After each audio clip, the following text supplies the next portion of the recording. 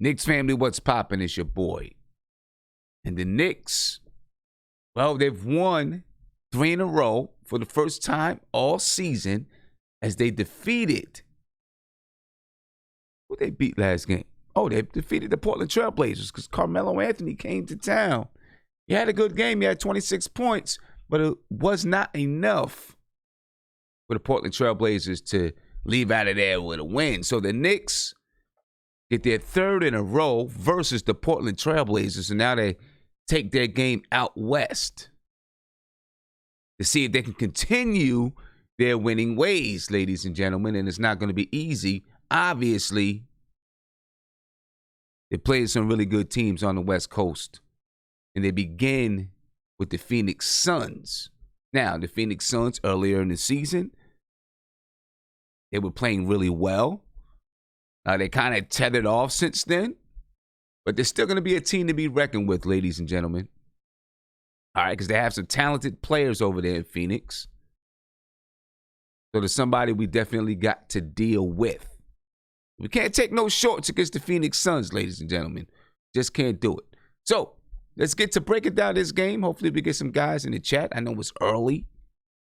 Maybe some guys aren't up yet. Who's Mark is probably still asleep. I see Guillermo in the YouTube chat, so he'll probably join in. And if he can, I don't know if he has a day off of work or not. But ladies and gentlemen, get to it. Drop.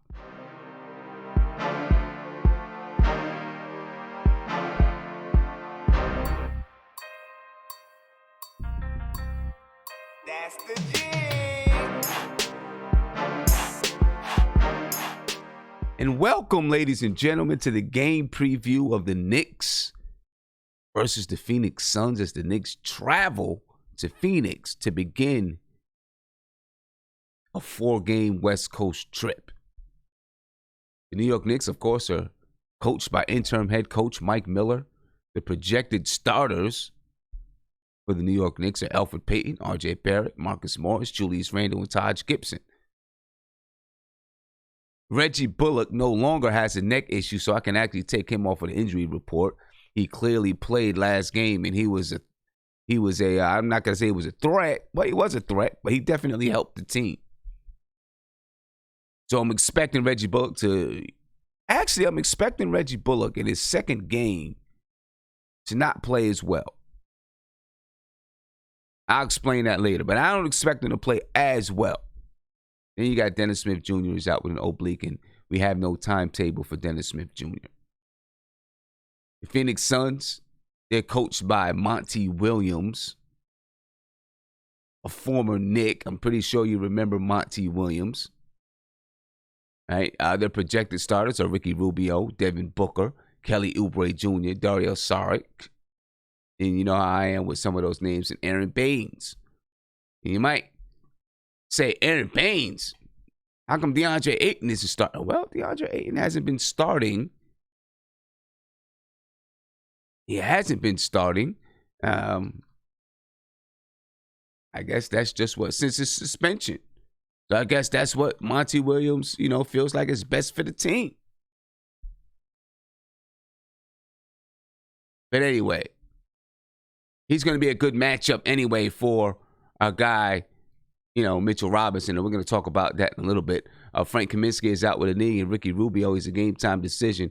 He suffered an injury, and excuse me, ladies and gentlemen, the game is not at Madison Square Garden, and it is not on NBA TV. The game is actually in Phoenix, so excuse me. All right, the game is in Phoenix. It's not at home. Excuse my mistake there. All right, the game is in Phoenix, and it's not on NBA TV.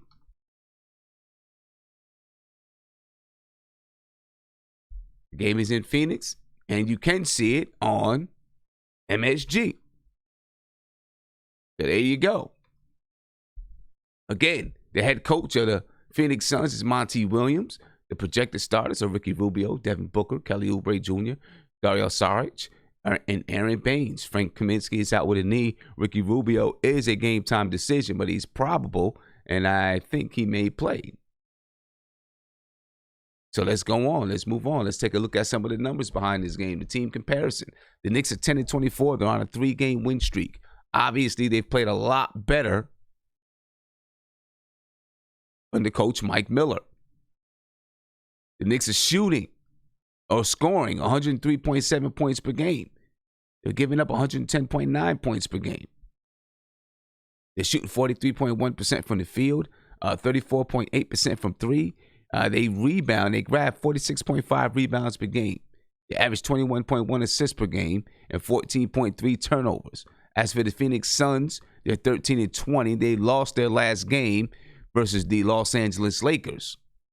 They average 114.1 points per game. They gave up 115.1 points per game. They shoot 46.2% from the field, 34.3% from three.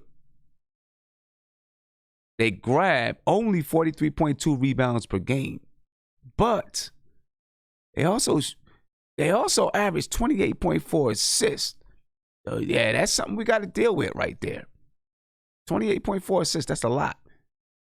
They only turn the ball over 14.6 times per game.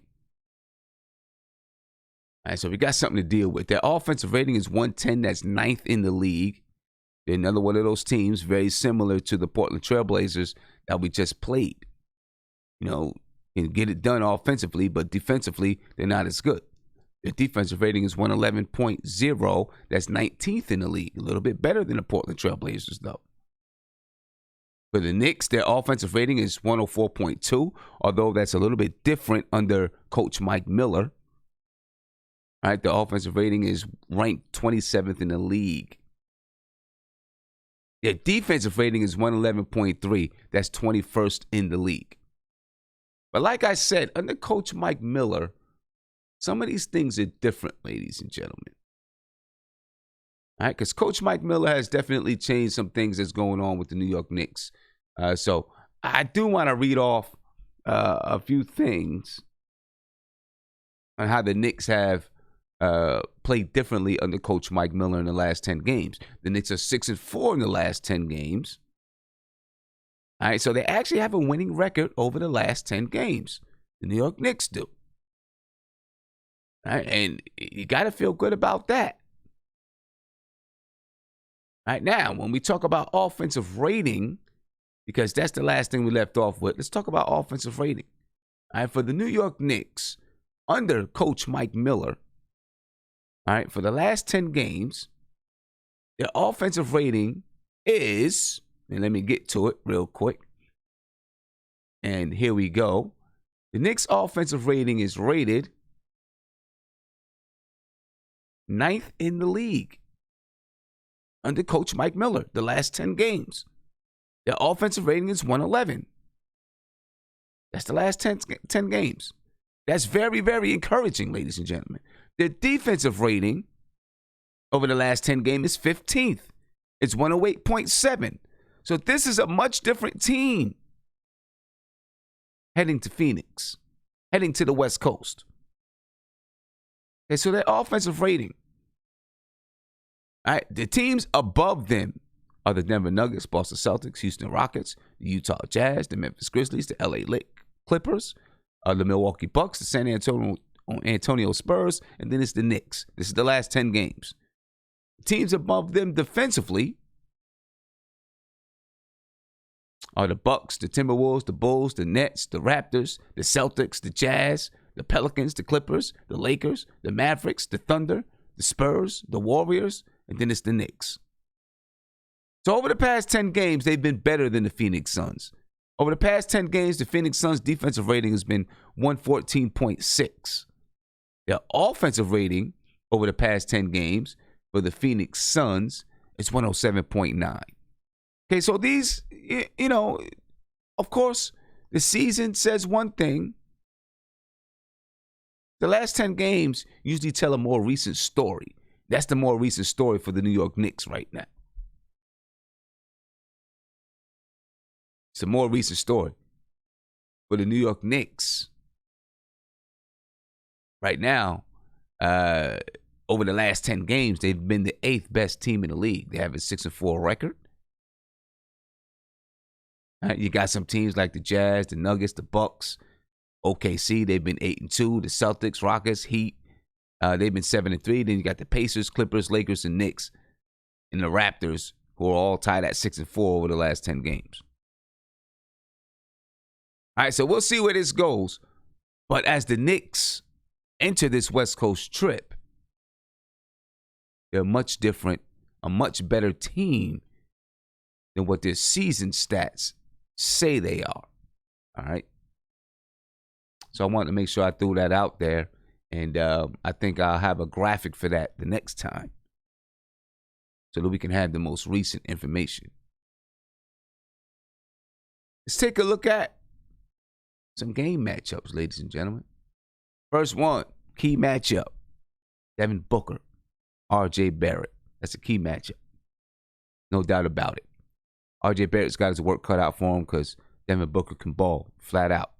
Averages 25.2 points per game, 3.9 rebounds per game, 6.5 assists per game, just under 1 steal per game.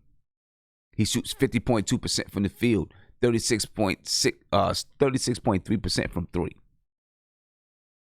All right, RJ Barrett's got his work cut out for him in Devin Booker. No doubt about it. Listen, he's used to it, though. He's played against C.J. McCollum. He's played against Bradley Beal. He's played against some really good shooting guards in the league. Defensively, he's done okay. He's done okay. He's going to have his work cut out for him tonight. RJ Barrett, 6'6", 214. He's a guard/forward. He's averaging 13.5 points per game, 5.2 rebounds, 2.7 assists, and 1 steal. He's shooting 38.5% from the field and 31.9% from three. This is a night I'd really like to see RJ Barrett step into it tonight. He's been kind of quiet lately on the floor. I'd like to see RJ Barrett get off tonight. This would be a good night for him to get off and have a good game. Hasn't had a good game in a while. Right? I'd like to see him have a really good game tonight. The next key matchup. A couple of centers coming off the bench. A couple of young centers coming off the bench. At least I think DeAndre Ayton is going to continue to come off the bench tonight. DeAndre Ayton, ladies and gentlemen, is averaging 14.5 points per game, 12.3 rebounds per game, 1.3 assists, and 1.5 blocks per game. He shoots 50.9% from the field, and he does not shoot threes. He's 6'11", 250. Mitchell Robinson, this is on the season, but of course he's been playing differently the last 10 games. Mitchell Robinson, he's 7 foot, 240, averaging 10.4 points per game, 7.2 rebounds per game, 0.5 assists per game, and 1.9 blocks per game. He leads the league in field goal percentage at 70.7, and he does not shoot threes, ladies and gentlemen. But Mitchell Robinson is a story because he is the centerpiece to the Knicks' resurgence.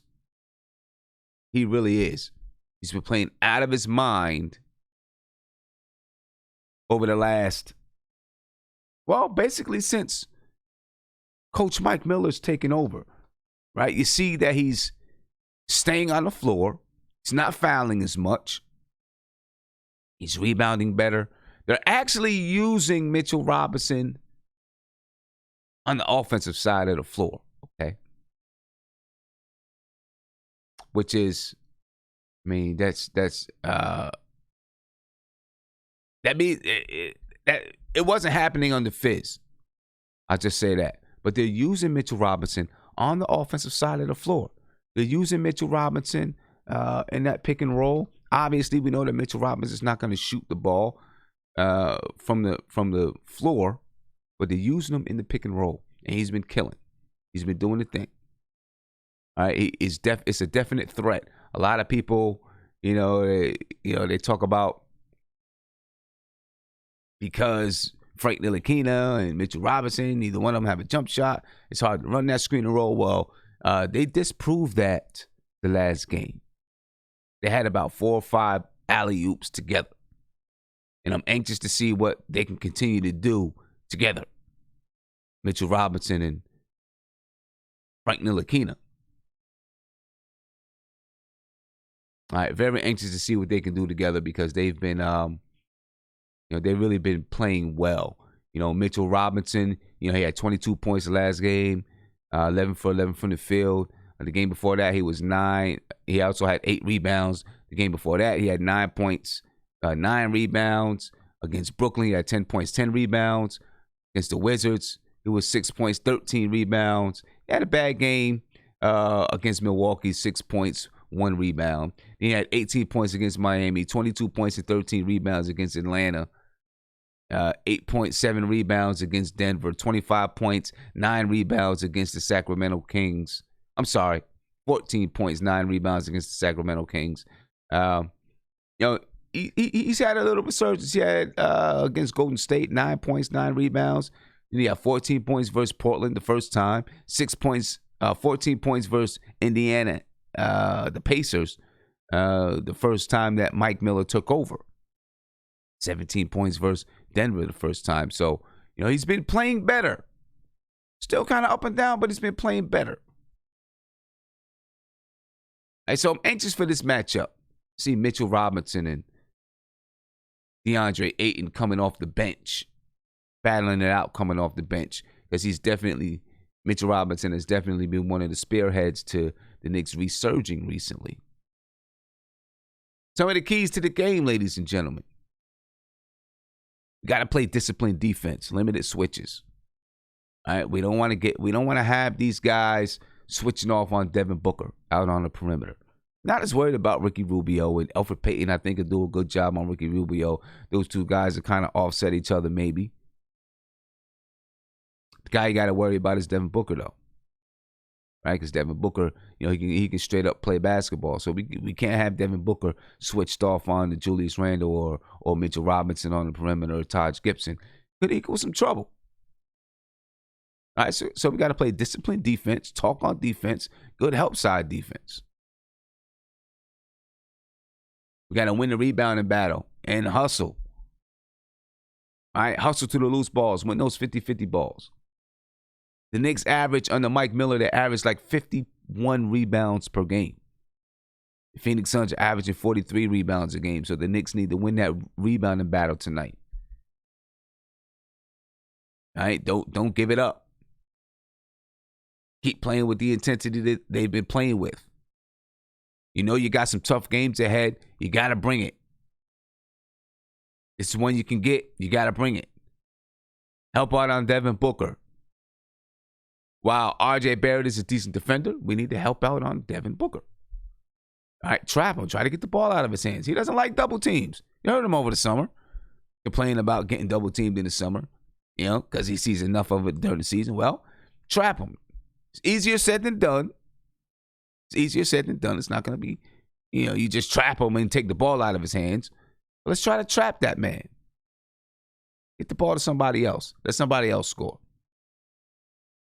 Go at Booker on the offensive side. You seen versus the Portland Trailblazers, Elfrid Payton in the beginning of the game, he was trying to go to the basket. He was going at Damian Lillard. We've got to do the same thing with Devin Booker. Make him work. Look, RJ Barrett is tough. He's strong. He can bruise you up even on the offensive side of the floor. Post up RJ Barrett a little bit with Devin Booker, on Devin Booker. Right? Make Devin Booker have to play defense. Let him catch a couple of elbows. Let him catch a couple of shoulders. Let RJ Barrett go at Devin Booker. That's what I want to see. But also, we got to do it within the team style of play. So we got to continue to grow as a team. All right, continue to do it. We had 28 assists last game, 28, 29 assists last game. We're averaging about 23, 24 assists under Coach Mike Miller. We've got to continue that style of play. Let it grow. But when the time comes, you showcase or you exploit a mismatch. Now, Devin Booker is not a mismatch for RJ Barrett, but this is a time when you can use RJ Barrett, to kind of wear down Devin Booker so he's not so effective on the offensive side. He shoots 50% from the field, 36% from three. Hopefully we can, get him shooting a worse percentage than that. Then we got to continue to showcase Mitch in the P&R. Use that on the offensive side. It's a threat for us. It's a serious threat for other teams. And with Reggie Bullock here, coming off the bench, it's going to help Frank and Mitch to run that screen and roll. Now, I'm expecting Reggie Bullock to not have as good of a game as he had in his first game back. A lot of times, your first game back, you got adrenaline pumping. You haven't been on the floor for a while, and you feel sharp, right? Because it's your first time back. Then when you get to your second and third game, that's when the rust starts to creep in. Then you got to get it back. So we'll see if Reggie Bullock can be hot, plays well. It'd be nice for him. I hope he does. But I'm expecting for him to take a little bit of a dip, maybe for a game or two, and then start to come back up.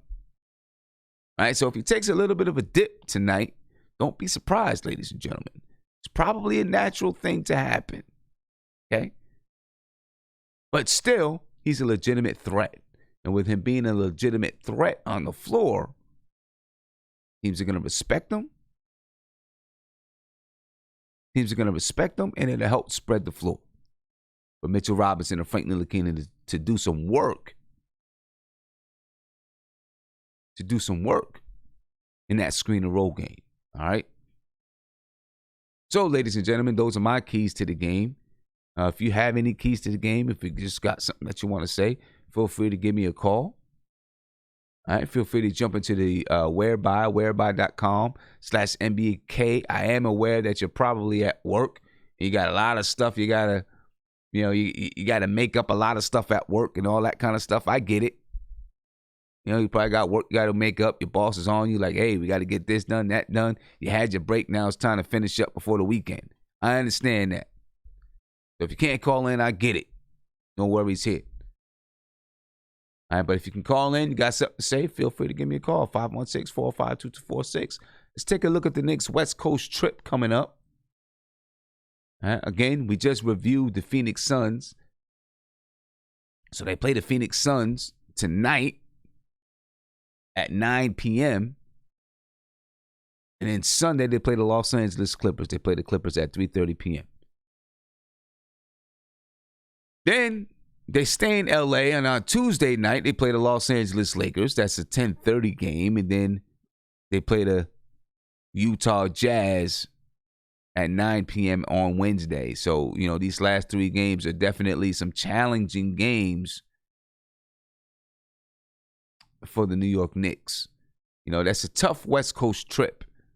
It's a tough one. Then they come home, ladies and gentlemen. They come home and they play the New Orleans Pelicans. They play the Miami Heat. I think the Knicks will be looking for some get back.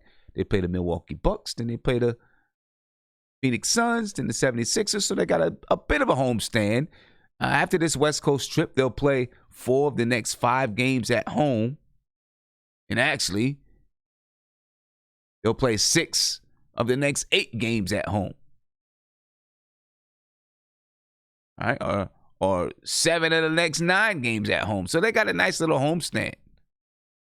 8 of the next 10 when you look at it. So they got a nice homestand coming up. A busy January for the Knicks. I think they play like 16 games throughout January, so it's pretty busy. But it all starts tonight on this West Coast trip. So we'll see if we can continue our winning ways. Let's get to a phone call, ladies and gentlemen. Caller, you're on live with Nothing But Knicks. What's popping? Hey, what's going on, Sam? How's everything, man? I'm good, brother. How you feeling? I'm all right, hanging in there. My name is Dre, calling from Queens. I just want to say I like your show. You keep doing your thing, man. Been a Knicks fan since a youngin', So I've seen a couple of years of the ups and downs. I just want to address a couple of points, All right, no doubt. Go for it, man. All right, I would like to say one thing. I think as fans, we need to calm down and just let certain players grow. I see as a New York thing, we ready to overturn and just say, hey, let's get rid of this guy. If we go across the league, you could look at certain teams that take time into their players, right? And I think we have to start looking at the youth and value it more. They say the children are the future, and for some reason, we're not getting that as Knicks fans, okay? And that's where the Knicks went wrong, bringing in a lot of these vets. Okay, if you look at some of these young players like with Miami, where they got this Nunn kid, he's doing good. If you look at a couple of these other young players that's growing into the league, they're all coming into a zone. It takes time. Everybody has their time to flourish, and I think we forget that sometimes. We let the media, we let the spotlight affect decision makings and always trying to revamp something. That's one point. Another point, a lot of players can't handle living in New York. Okay? You have a lot of these players coming from small towns, never saw the city in bright lights. They're millionaires now. So we have to start aiming for players who are focused, who want to be the Jordans, the next Kobe's, the LeBron. Take it and run with it, okay? It's a different animal when you're a millionaire in New York and working a 9 to 5. Let's just be honest, okay? And we're talking about young men now who see the most money that they ever saw, right? I think Steve Mills needs to, step down, give Scott Perry another shot, right? I like Mike Miller, right? But if he doesn't get the head coaching job, I think we need to aim for Van Gundy and Mark Jackson together. Okay, they've been on ESPN together.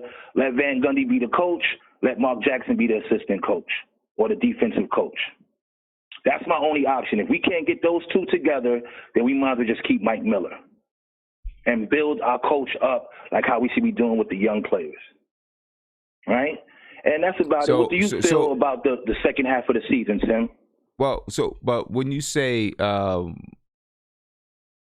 Mark Jackson and Van Gundy together, you mean one as head coach, one as the assistant coach? Yes, one as the assistant coach, yes. So which one do you have as head coach? Which one do you have as the assistant? I would give Van Gundy the head coaching job and Mark Jackson the assistant coach. Okay. That's just my take. And I would bring in Tom Thibodeau, too, as well. I would bring in these three guys because they're hard-nosed. It's back to the basics, right? Tom Thibodeau can help with the defense and developing players. He's not good as a coach because he overworks the players. You see what he did to D. Rose. Cat was the reason why he got out of Minnesota. So he's not good for a head coach. Not a lot of guys are good for head coaches, but they're good for other schemes. Okay, and I think Van Gundy could keep him in check. I think Mark Jackson, he's a New Yorker.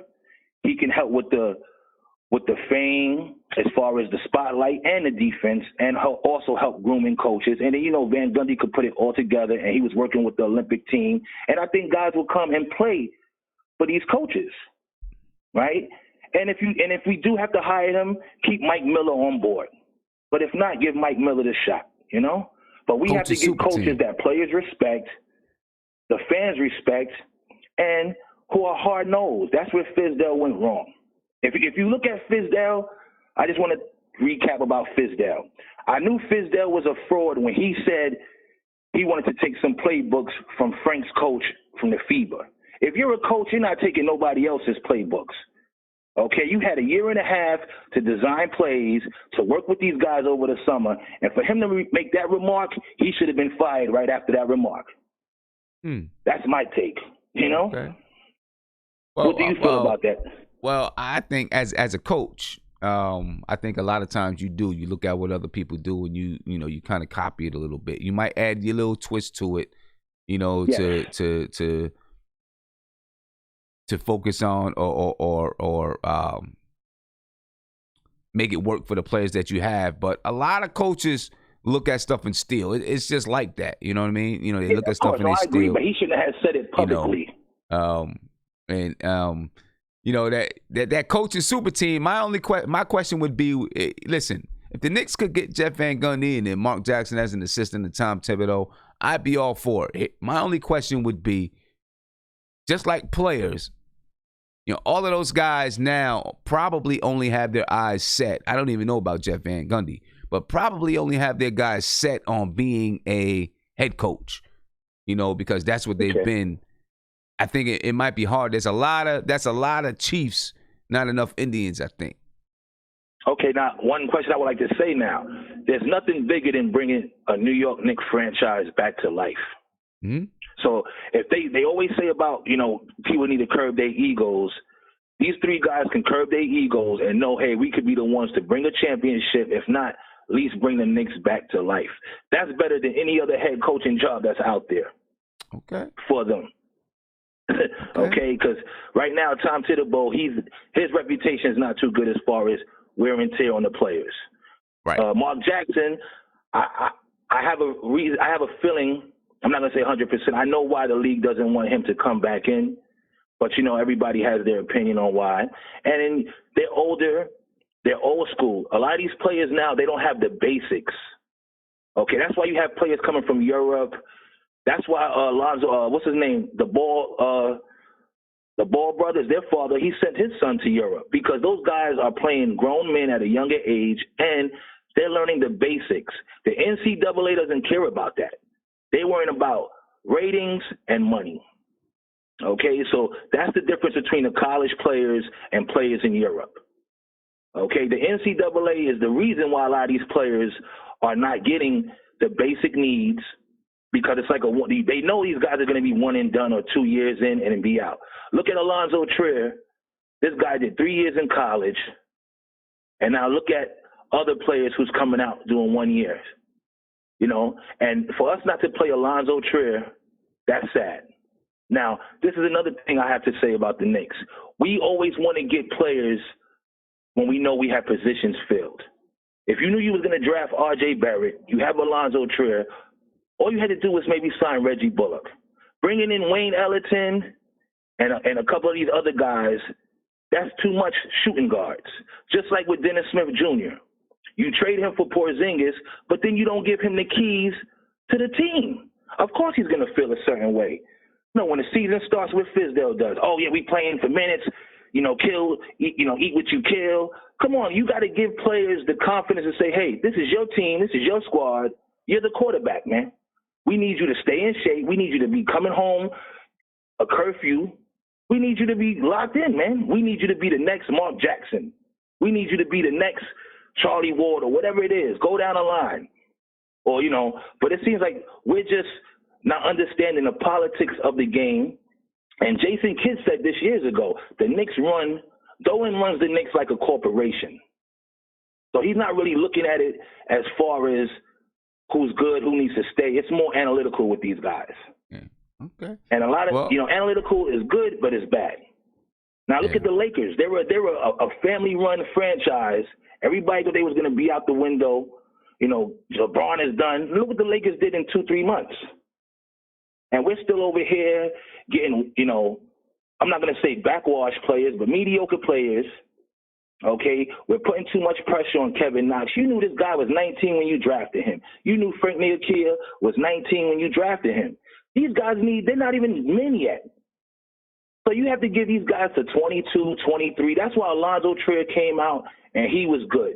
Okay, his defense might not be there. What are these guys working over in the summer?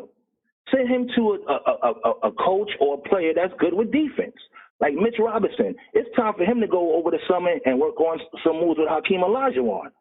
We have to start developing players, not just with ourselves and in the gym. Go to this guy, Rico Hines, in the summer. Look what what's his name, this brother on Toronto. He's working with the UCLA guy. Why our players are not going over there? When the summertime comes, I don't see not one Knicks player working with Rico Hines. But then you see what he did with Siakam, and it puzzles me. Nobody's saying, hey, we need to go over there. Look, he had the whole Toronto Raptors team the year they won the championship that summer. Yeah, well, let's see, what happens with the coaching. Obviously, you had David Fizdale and those guys. Let's see what happens with the coaching and where they decide to send players. My man, I appreciate your call, and I'm going to answer what I think about the Knicks going forward. All right, I appreciate your call. Thank you for calling in. About the Knicks going forward this season.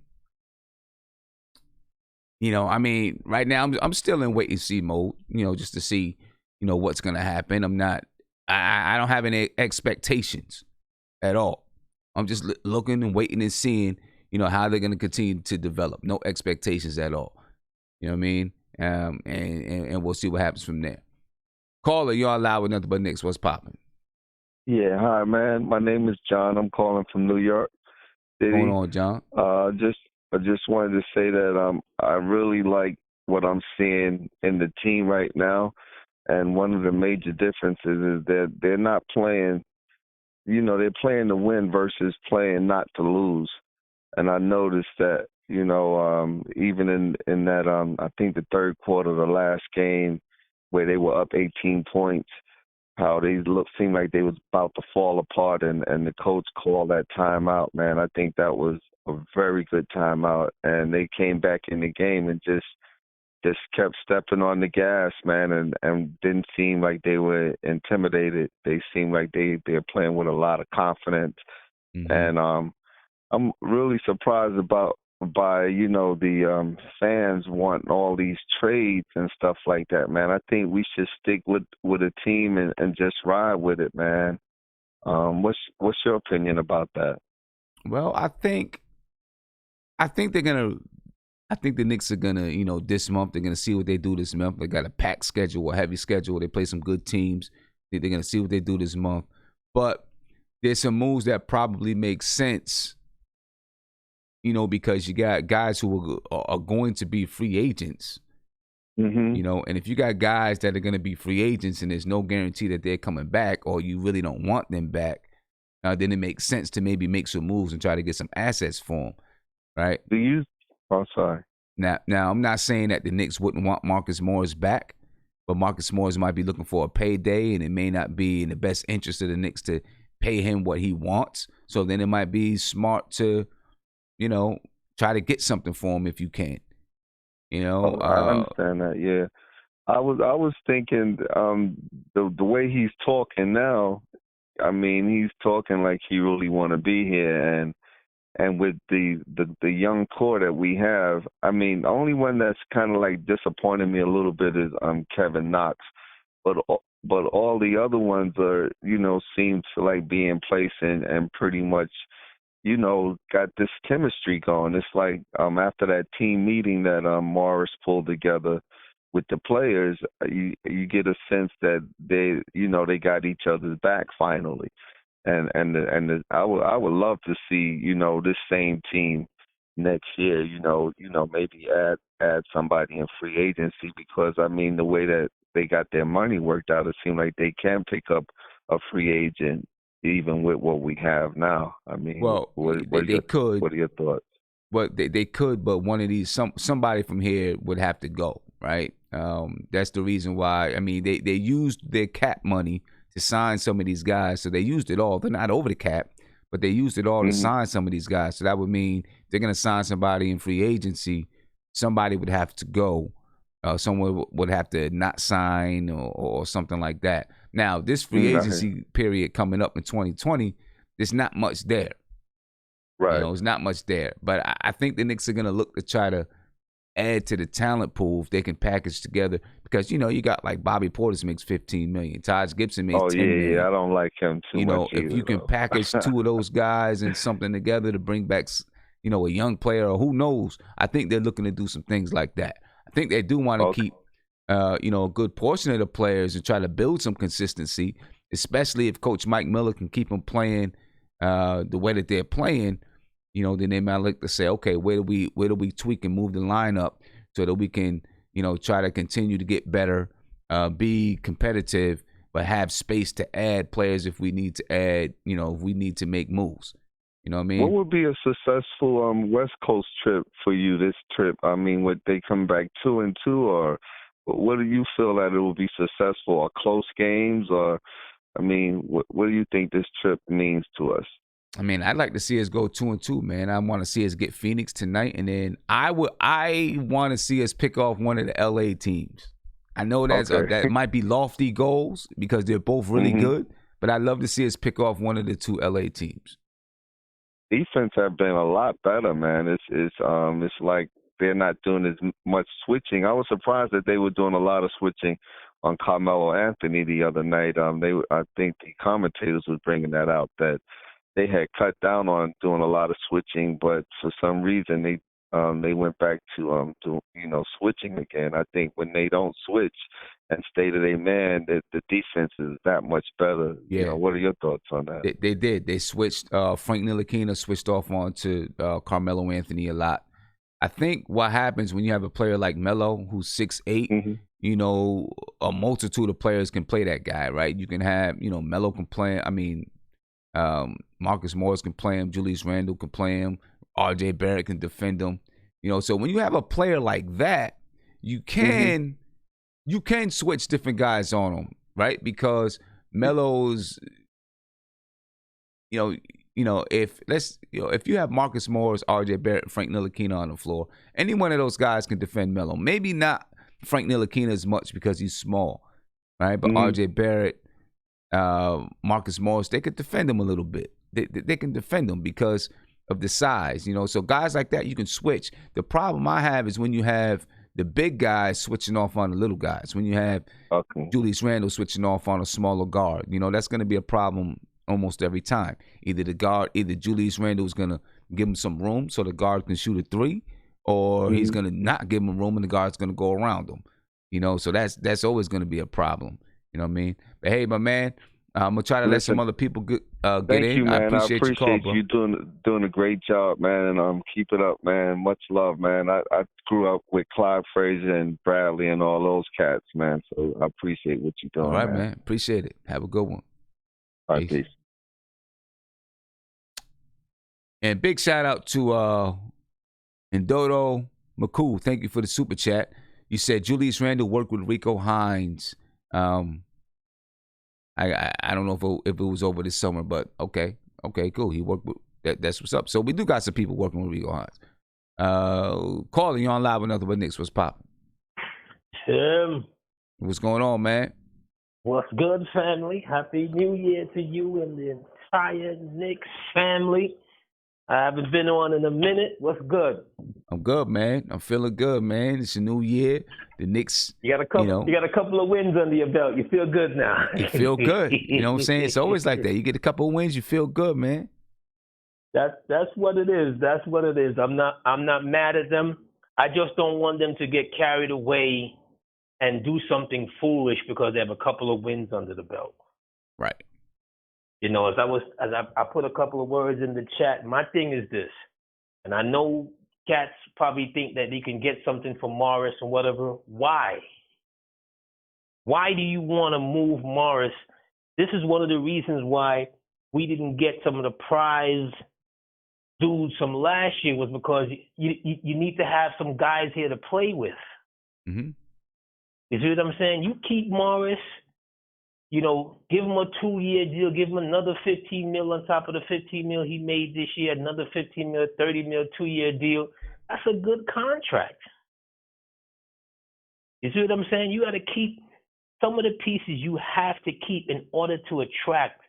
There's no real free agents coming out next year anyway. So why would you want to move Morris? You'd be going backwards. No, I understand everything. I understand everything that you're saying. My only issue with keeping Morris is, will we be able to afford the contract that he's looking for? I have no idea what the contract he's looking for. You know what I'm saying? I have no clue what it is. So when that time comes, are we willing to commit that amount of money to him? Morris is at the age where he's going to be 30, or he just turned 30. Morris is at the age where he's not going to get, if he didn't get a 4-year deal when he was 28, 29, how is he going to get a 4-year deal when he's 30, 31?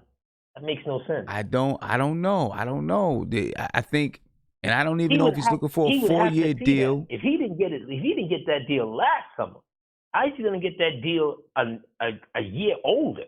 Well, I don't know if he's looking for a 4-year deal, but or if he's looking to make, 20 million, 21, 22 million for 2 or 3 years. You know what I'm saying? Because of the free agent class that's coming out this summer, I think that was part of his strategy, knowing, okay, it's not a strong free agent class. I may be able to capitalize and get a bigger payday this summer. Because we got so many pieces that's falling off the books, I would do that for him. Because he is showing throughout his career, and even this year, even more. He's an explosive scorer. Who knew he could shoot? What is he shooting? 45, 46% from threes? Who knew he could do that? Yeah. He was an okay 3-shooter in Boston, okay to good. Now he's good to great. Who knew he could do that? Who knew he was this kind of a leader? You know what I'm saying? He seemed like a good soldier throughout the years. I've always liked him and his brother. And I was telling somebody the other day, I would tell him anything like, look, I'm going to bring your brother over here next year as well. Okay? We're going to give it a family affair. You understand what I'm saying? We're gonna make you more happy. You're from Philly anyway. You know, you just up the turnpike. You know what I'm saying? Where are you going? You know, where are you going? This is home right now. Where are you going? Yeah, With this nucleus, the guys who and I know you're not gonna like this, the guys who I want to move out of here, the Alonzo Triers, Kevin Knox of the world, you know, I hope you haven't bought homes in this area, because this area is not long for you. You know, although I saw him playing a little bit more aggressively the other night, I look at him from night to night and I'm like, okay, now Bullock is back now. So now you're going to even have lesser time playing, because why? Bullock is a 3 and a 2. So if you're not hitting that 3, and if you're not playing hard, here's another guy looking for a contract next season who's going to come off the bench ready to give that effort. What are you going to do? This is my one thing with this kid. When I see him out there on the floor, I'm like, I don't care if he missed every shot. Okay? It's the effort, the energy that you don't see from him night in and night out. And I'm wondering, why is it so? I mean, I'm going to tell you, Tell me. Look, I do not think that, one, I don't think that they're moving Kevin Knox. Unless it's they're bringing back, they're bringing back one of them guys. Two, like I explained it before, man. Sometimes you need somebody that's able to unlock something in a person. Now, it's very hard if someone doesn't have that. It's very hard. It's easy to bring a guy down that has energy and is all over the place, and it's tough to bring a guy up, right? But every once in a while, you can unlock someone. I've had 2 players, and these are young AAU players that were similar to Kevin Knox in their demeanor, right? That's why I want to say demeanor. And it took work teaching them how to, like, go to the basket hard. I mean, we would do drills on just going to the basket hard and trying to dunk on someone, right? We would have people just under the basket and having them go to the basket and try to dunk. We focused on those type of things. And sometimes it seemed like it still wasn't coming out in the game. And then one day, one of the players, we were in a league, kind of, a league that was a little bit sketchy, to tell you the truth. But we were in a league, and he came down, and out of nowhere, he rose up and tried to bang it on somebody. He didn't dunk it, but he had the whole crowd stand up. And from that day forward, he was just aggressive. He went on to play in college and everything. He was just aggressive. I had another player who had the same exact demeanor.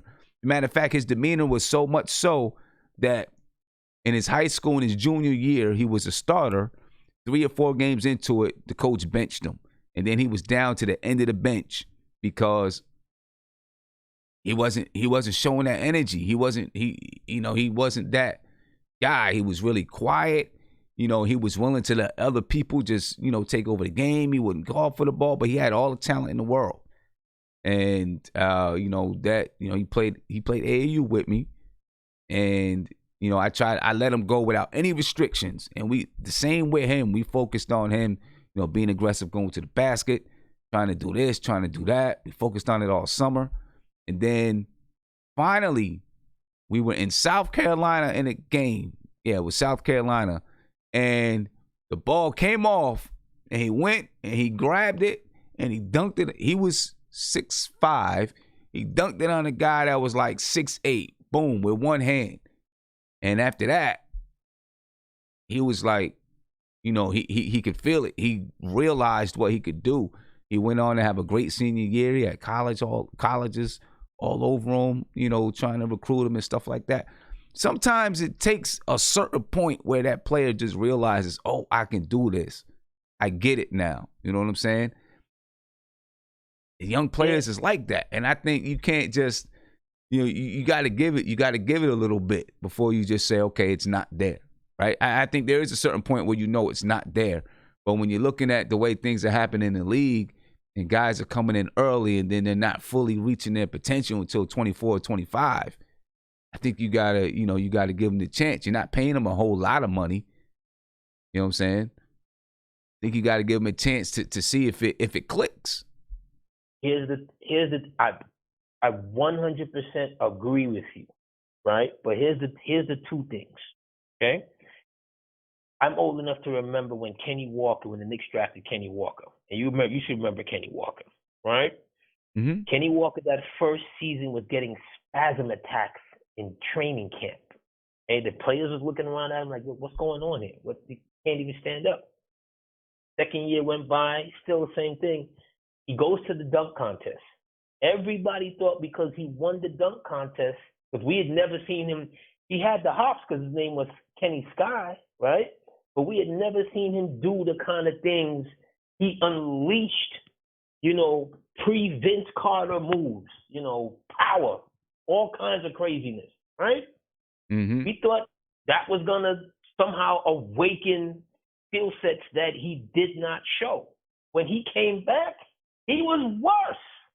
You feel what I'm saying? When he came back, he was worse. And that's to knock this kid. All I'm saying for the Knicks, for our future management, if this is going to be this management or whatever management in place, when we're looking at people, players, especially young players, I don't necessarily always want that diamond in the rough. You understand what I mean? I want that person who is hungry from overseas somewhere that only eats once a night, got 10 brothers and sisters, and who's out here whose sole purpose is to make some money, make his family proud. A lot of these players that I'm seeing, and if you notice, it's not just us, it's league wide. They're drafted 1 through 15, 1 through 17.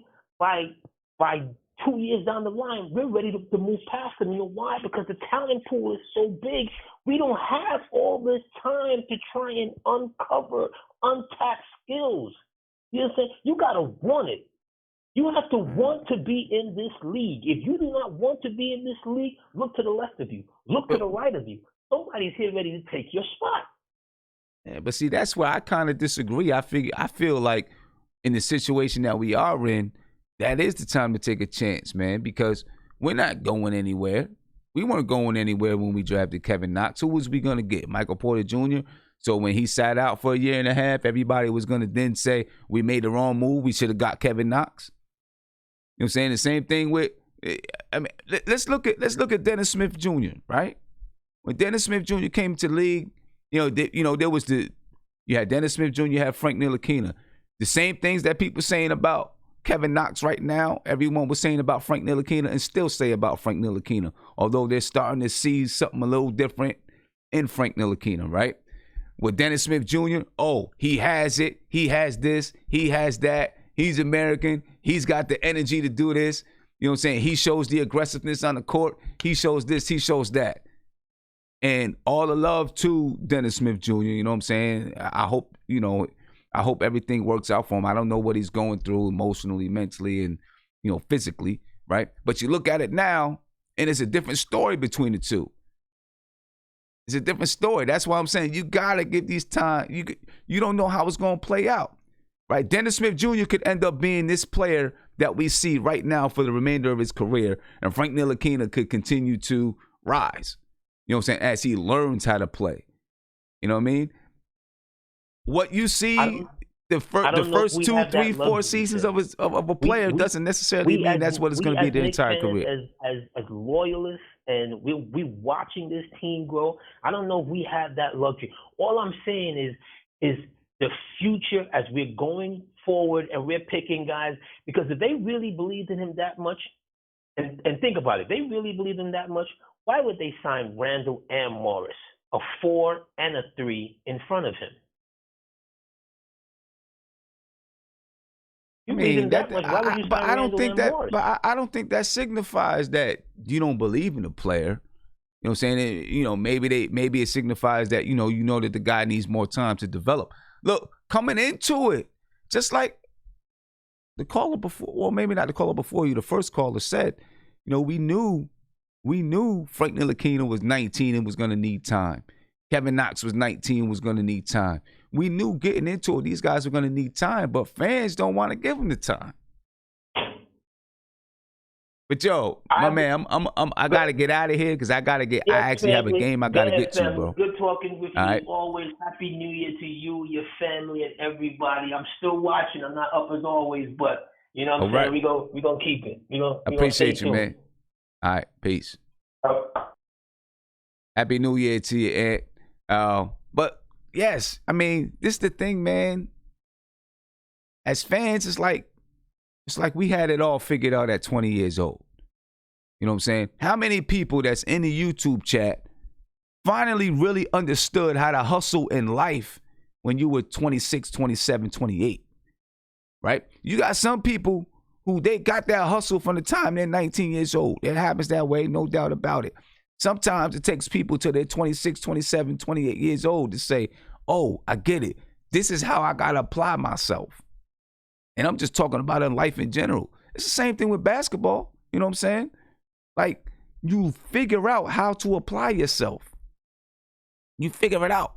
And sometimes it takes mentorship. Sometimes it takes leadership, you know, from other people to help you get to that point.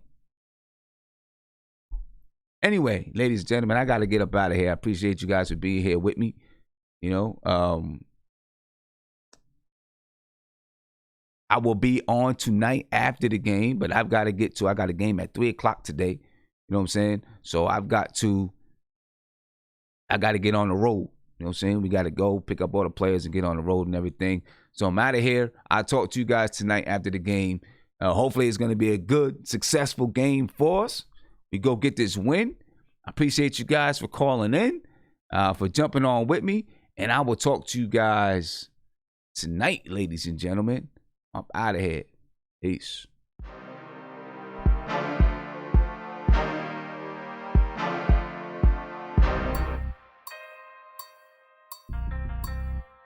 That's the thing.